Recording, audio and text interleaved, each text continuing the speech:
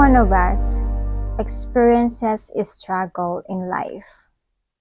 However, as we stepped onto learning, we learn how to manage and even identify the causes, solutions to do, and determine its scientific terms.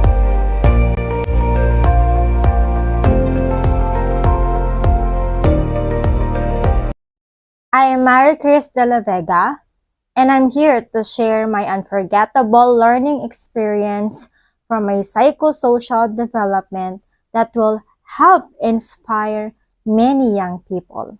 When I graduated in high school in 2013, I was not able to choose my own course of study that had left me wondering about my strengths and abilities. I had this kind of feeling of pressure together with excitement. Out of all the leaflets I received from different colleges and universities, it left me overwhelmed to choose the course that I would take. And all I thought, one of them would be my school, which is not again here in my place. That time, I wanted something new faces, new environment, and a fresh start with my own independent life. Unfortunately, my health condition was not okay. It happened when I was in third year high school. Third year high school, they said that is the most enjoyable level of high school life. And for me, that is also one of the most unforgettable memories in my high school life. I was a Supreme Student Government Secretary, and before, fees were still regulated. It was March, the month of our recognition, and we were preparing our books to return. But as a SSG secretary, I had the responsibility to disseminate the fees of my co-students for those who violated our rules. And one of them was my own classmate.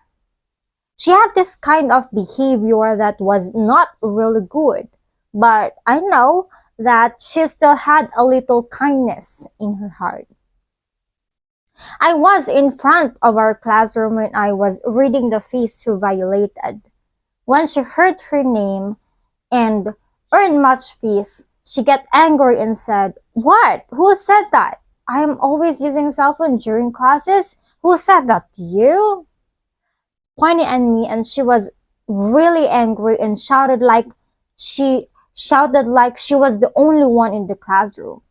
Not only me who got shocked with the behavior she showed. All of us in the classroom looked at her at the back, throwing the things she can grab, shouting like she was going to jail for that. Well, I'm sorry for her. I was sorry for her. That was only my job. So I ignored her and continued covering my books. My classmates also told me not to give her attention, and so I really did. Until I couldn't remember the next thing happened. I don't know how many minutes or an hour I was unconscious. What I remember was my classmates and my friends gathered around me. They were really worried and teachers were there. I could hear my boyfriends complaining, but I couldn't hear her voice. Boyfriends, I have a lot of friends who are boys. One of our classmates, which was our ate in class, told me that that girl threw her cell phone at me. That's why when I already had consciousness, I could still feel something fell on my head, and it really hurts. Our ate said she ran as fast as she could in order to save me, but unfortunately, I suddenly passed out. My boyfriends are worried about me. Actually, I really had a lot of boyfriends then. They wanted to punch her, but my other classmates stopped them. I remember one of my boyfriends, which our kuya in class told me that even she's a girl, he will punch her. He doesn't care if she's a girl. But I told him not to do it and he didn't. So since then, I developed a heart disease, and since then, I was very careful. My parents were very careful until I graduated high school. I could hear my parents every night talking about me, my situation, and I was just like there at the corner, crying and thinking, what should I do for my college? I couldn't think clearly until that vacation was done. It went into nothing. My vacation after my graduation of high school went into nothing. I hadn't decided yet for my college. Weeks before the college enrollment, my parents talked to me and wanted me to understand that they were really, really worried about me, that they couldn't want me to live in other place because of my condition. And so, that time, without any hesitation, I accepted their proposal that I should still study here, graduate the course they propose, that in return, this is their condition. This was their condition. After I graduate the course, they would give me freedom, following my own will. So, I really did. I accepted their condition in the course they chose for me to study in college. Now, because of those memories, I developed a big doubt to myself. I don't know why.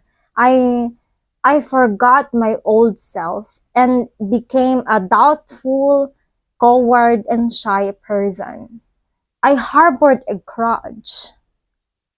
big grudge that I couldn't let go.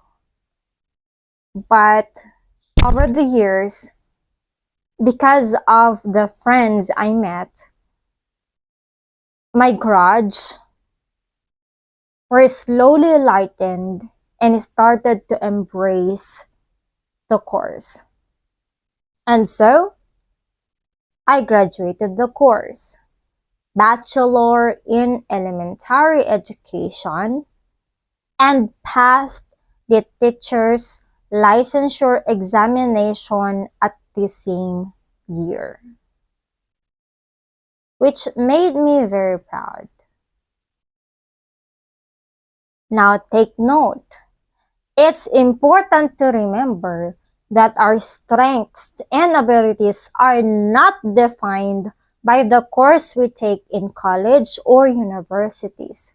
It's possible to develop our skills and strengths in any field, as long as we have passion and drive to do so. It's okay to have doubts and uncertainties.